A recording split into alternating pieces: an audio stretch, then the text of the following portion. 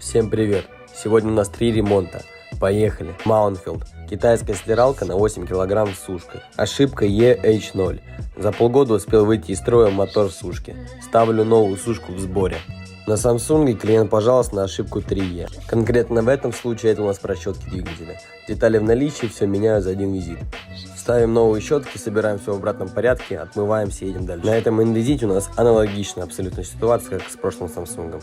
Меняем щетки на новые, собираем все в обратной последовательности и едем домой. Пока.